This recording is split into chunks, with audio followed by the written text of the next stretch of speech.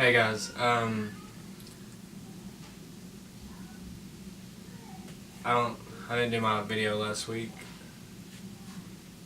just because of some internal things, and like every day is a battle, and I cannot, I guess you could say, emphasize that more, because a lot of people are led to believe that when you become a Christian, or when you decide to follow God, I don't want to say that, when you decide to follow God and try to walk His path, that all your worries and all your troubles are gone, but really they're just now starting.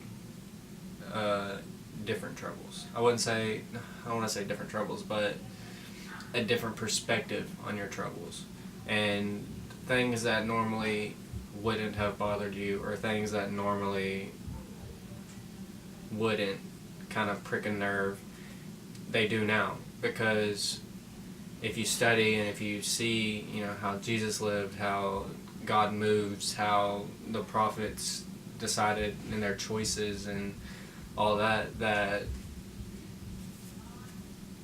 maybe my life doesn't line up with what they're doing. So I need to start making changes. So I'm seeing these little things that I'm doing that I shouldn't be doing, or vice versa.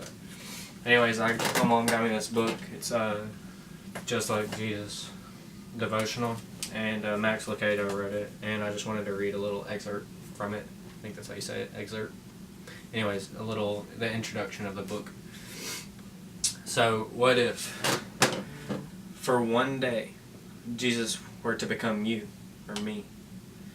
What if, for 24 hours, Jesus wakes up in your bed, my bed, walks in your shoes, or my shoes, lives in your house, assumes your schedule, or my schedule? Your boss becomes his boss. Your mother becomes his mother. Your pains become his pains, with one exception. Nothing about your life changes. Your health doesn't change. Your circumstances don't change. Your schedule isn't altered. Your problems, they aren't solved. Only one change occurs. What if, for one day, Jesus lives your life with his heart? Your heart gets the day off, and your life is led by the heart of Christ. His priorities govern your actions. His passions drive your decisions, my decisions. His love directs your behavior, my behavior. What would you be like? And that's pretty deep if you try to put it in a picture like that. And honestly, that's how we should be living. Follow my footsteps. That's what we should be doing. We should be following Jesus' footsteps, following God's footsteps, living how he lived. No, not trying to become him. That's impossible. There's no way that we could become a God, or that we could become like God.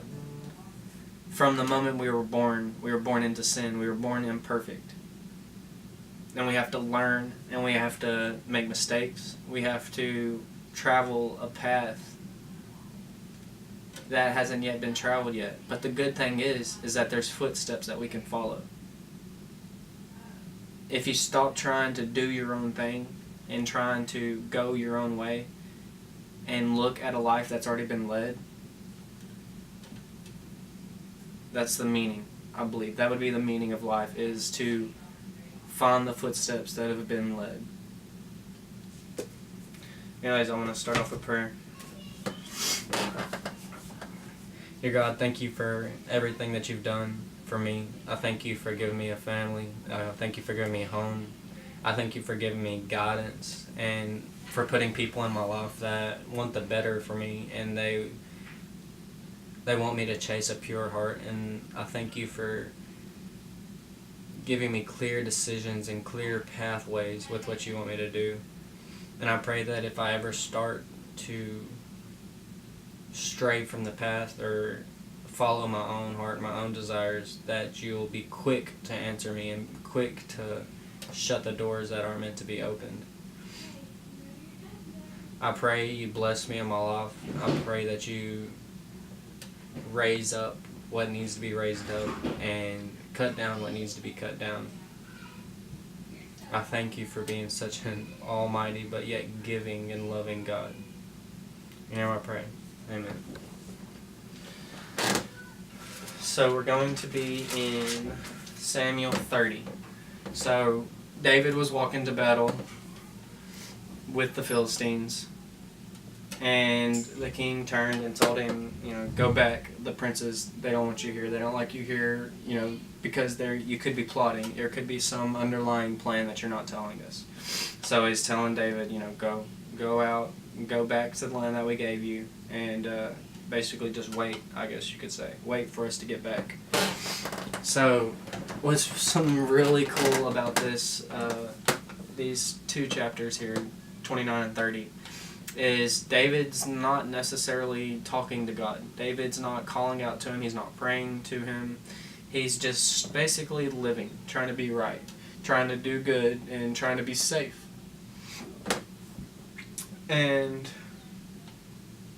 that's how a lot of us live, We don't call out to God. We only call out to him when we need him, or when something goes wrong. Somebody is getting sick in the family, like, oh no, we need to pray now. I mean, God sees that, but God also sees the years before that. It's not like he's only going to direct his attention to you when you need him. He's always watching. He's always looking. He's always assessing the situations. I mean, yes, he knows everything. He knows everything that's going to be done, everything that's been done, everything, every second. He knows every breath that I'm about to take. He knows it. So, why don't we live like that? And why don't I live like that? But anyways, David, he's about to see God's hand moving and molding the situations around him. Saying, look, if you're not going to look at me, and if you're not going to step up to the situations that I've put at hand, then I will make them happen. I will make things happen. I will make you call out to me. So let's just see what happens here.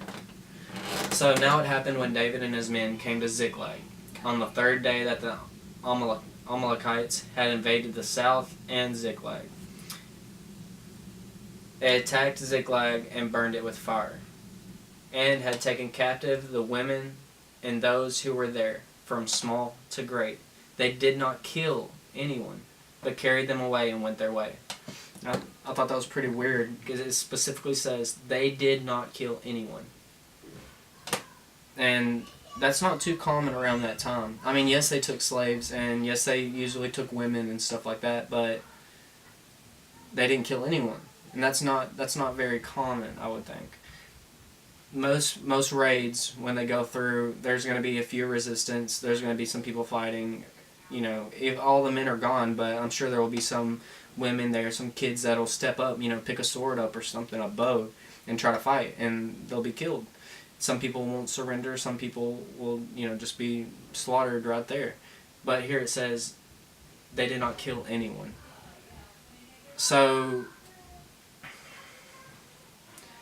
the Amalekites, they invaded David's land while he was gone. When he went with the Philistines to go to battle Saul, the Amalekites, they came and they just took everything. They took it all. So everything that David had established, all the women that him and his men, they were married to, all their kids, their food, their animals, all that, it's gone. Straight stripped from the land. And the Amalekites burned everything. They burned it all down. But yet not one person was killed. So David and his men came to the city, and there it was, burned with fire. Their wives, their sons, their daughters had been taken captive. And David and the people who were with him lifted up their voices, and they wept until they had no more power to weep. David's 2 wives, they had been taken captive also. Now David was greatly distressed, For the people spoke of stoning him, because the soul of all the people was grieved, every man for his sons and his daughters. But David strengthened himself. Look, they're about to kill David because of the decisions he's making, because of, I guess, his disobedience to God. God's showing him, look, this is how easy it could happen. You want to do it on your own? Here, you got it. Do it on your own. You know what's going to happen? Death. I mean, we're all going to die, imminent death. That's what we all face. But being on your own, after being so close to God, is so lonely. We could turn away from God. It's very easy to do that. The path of God is very narrow. And the doorway to His kingdom and to where He, I guess you could say, resides is narrow. It's a small door. I'm not saying that you have to be perfect, but you have to have a relationship with God. If you do not have a relationship with God, then you don't know Him. He doesn't know you. He knows you, but He doesn't truly know you. You don't let Him know the real you. Yes, God can hear. He can hear our thoughts. He knows our thoughts. But make it real and speak it. See, when I'm having a conversation with somebody, I can think, oh, they have a nice sweater. But if I don't ever say it, they don't know. But they could see me looking at her, and they can see, my thoughts and what I show, so they could kind of, insinuate that maybe I like it. But until I speak up and say, I like the sweater, they don't get the full reassurance or the full compliment, I guess you could say. And you can carry that over as God sees it, God knows it, but until you speak it, He doesn't get the full experience of it. He doesn't get to experience the full relationship. And neither do you. So God's showing him here, look, it's about to be over. But it says David strengthened himself in the Lord his God. So boom, we got David turning to God. We got him realizing, okay, I can't do this on my own. This has gone bad, very far south. And here we do see that when something bad's about to happen, that David's going to God. But maybe this is what it took for David at this point in time. Maybe it took something like this for him to realize, look, what are you doing? And God answered him, pursue, for you shall surely overtake them, and without fail recover all. So here God's telling him, look, I'm teaching you a lesson. I'm showing you what could happen. But I'm showing you also what I can do. Go get them, pursue them, and you will recover all, everything. But you have to understand that these Amalekites, I guess you could say, I'm probably saying it wrong, but these Amalekites, they didn't just raid David's land. They raided several other places, several other cities, encampments around him. So they have a bunch of supplies. They have all this, I guess I'll just say, treasure gained from this raid. So God says, without fail you'll recover all. So David went, he and the 600 men who were with him, and came to the brook Besor, where those stayed who were left behind. But David pursued, he and 400 men, for 200 stayed behind, who were so weary that they could not cross the brook. So these 200 men, they were either so weary from traveling because David's chasing these Amalekites, or they're so weary because their wives, their daughters, and their sons were taken, and maybe they don't have this great relationship with God, so they don't understand what David's hearing or what God said to David or what God could say to them. And so their hearts are so burdened that they can't go on. They give up. They're done. And so these 200 men, they're on the ground. They're just hanging out now. Like they can't go any further. Their hearts are broken and their bodies are just worn out from that. So they found this Egyptian in the field as the 400 men were traveling, and they brought him to David. They gave him bread, and he ate. They let him drink water. They gave him a piece of cake of figs and 2 clusters of raisins. So when he had eaten, his strength came back to him. For he had eaten no bread, nor drunk any water for 3 days and 3 nights. Then David said to him, "To whom do you belong, and where are you from?" See, here is... I'll read a little bit more. And the young Egyptian said to him, "I am a young man from Egypt, servant of an Amalekite, and my master left me behind, because 3 days ago I fell sick." Okay, so here you see, like, these are the Amalekites that raided David and his people. This boy fell sick, and so they just left him behind. And there you see how ruthless these people can be. That goes back to where I was talking about how they usually would kill, and they wouldn't take all of the people captive. They would usually kill some. And here you can see that they don't mess around. You get sick, you're out. We'll kick you out. You're left behind. You're not going to slow us down. And so to see that God protected David's people and that God literally carried them with these Amalekites is awesome to see. That this is definitely God acting, and this is definitely God showing David that I got this. You don't got this. I got this. So this Egyptian says, "We made an invasion of the southern area of the Cherethites in the territory which belongs to Judah, and of the southern area of Caleb, and we burned Ziklag with fire." So there's 3 different places right there that they raided. And David said to him, "Can you take me down to this troop?" So he said, "Swear to me," this is the Egyptian, "swear to me by God that you will neither kill me nor deliver me into the hands of my masters, and I will take you down to this troop." So not only is God saying pursue them, chase them down, God gave them someone that will literally take them to where they need to go. It's crazy. So when he had brought him down, and there they were, spread out over all the land. All the land. So you have to imagine coming over this crest and then just seeing this huge encampment of people covering all the land. Eating, drinking, dancing, because of all the great spoil which they had taken from the land of the Philistines and from the land of Judah. That would be a sight. A scary sight. But with the power of God behind you, who shall we fear? Then David attacked them from twilight until the evening of the next day. Wow. Not a man of them escaped, except for 400 young men who rode on camels and fled. So David recovered all that the Amalekites had carried away, and David rescued his 2 wives.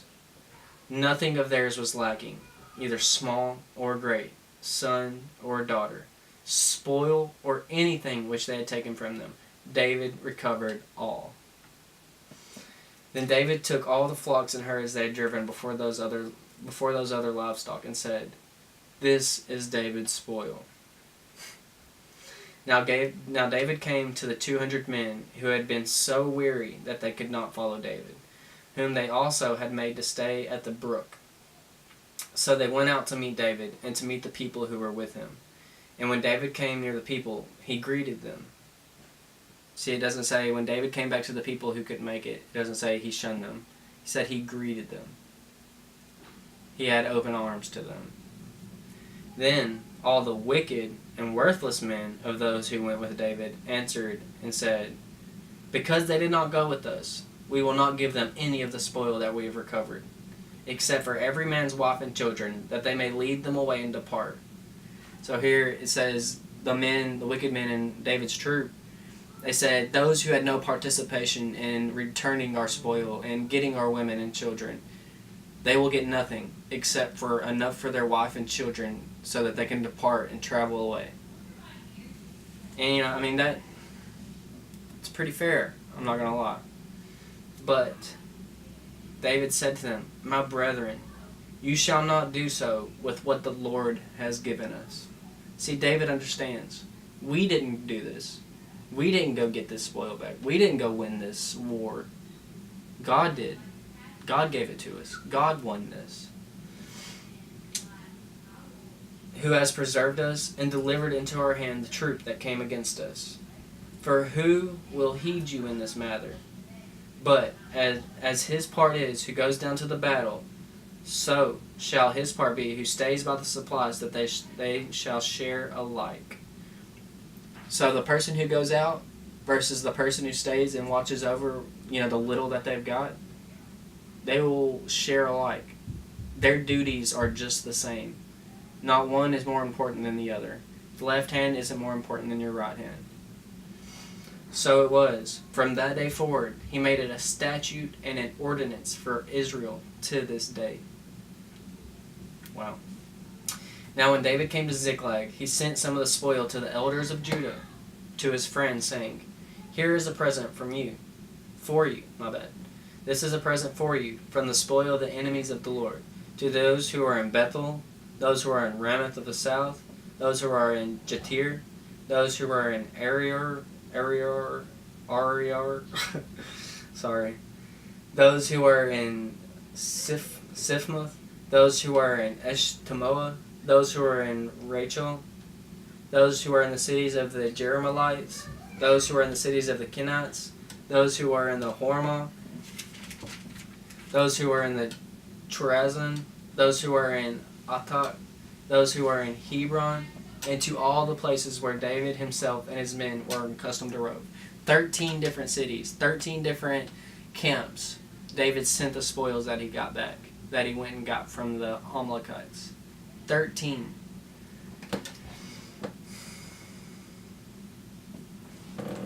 And something that I got from this is that it took the destruction of what David had made to what David had brought himself to, this place with the Philistines. It took the destruction of that. Something that all that they had, gone, just ripped away. For David to realize God's still there, that he needs God. And this is very important to see this, and it's very important to understand that this is God setting David up for his kingdom, to be a ruler. David is showing himself to these 13 places as being generous, as being a man after the other people's hearts. And it's big because if this wouldn't have happened, David would have just returned to his place and waited for the Philistines to come back and went off of that. Nothing would have happened. Sometimes we have to realize when things are going on or when something goes wrong in your life that how you react to it is important, because one decision can change your life. Choosing to go one place, over here, over there, or whether you're going to stay in and do nothing, or whether you're going to read your Bible or something like that, one decision could change everything. And it's hard to understand that because we've grown so accustomed to how invincible, or I guess you could say inevitable, life and death is, that it's a care that doesn't matter anymore. But it does matter. Something so small, stopping and saying a word to one person, giving advice, or like when one of my earlier videos, giving the jacket off my back to one person, doing something like that with a few words can move a mountain. Mountains don't move with one shove. It starts off with one little rock rolling down and starting. One little pebble, one grain of sand rolls down, starts it, and then slowly it could build up. But it just starts with one pebble. And you have to understand that you can move mountains. We can move mountains. I can move mountains. But it's deciding on whether I'm going to move that pebble. I'm going to make that statement or make that choice to do what God is wanting me to do. Pray to God. Thank Him for what He's given you, but also ask Him to give you what you need. Ask Him to show you what you need. He will. Ask and ye shall receive. If you don't ask, you won't receive. If you don't question, then you won't know.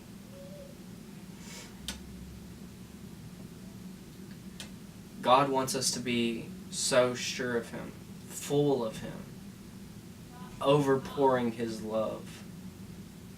But how can I do that if I don't ever ask for love? Or how can I do that if I don't ever learn how to love? How can I be a man of respect if I don't give respect? How can I learn what respect is and the steps in order to achieve respect? Like in this Max Lucado book. Could you imagine living a day with the heart of Jesus? How many different circumstances or how many different ways that your life would go on one day? What do you usually do? Could I walk around my day and do what I do on a normal day with Jesus literally inside me in my heart, right there? Could I do that? But He's already there. Everything that we do, He's there. Every day. This is literal. It's a literal thing there. You have to understand that. And sometimes I need to understand that a little more.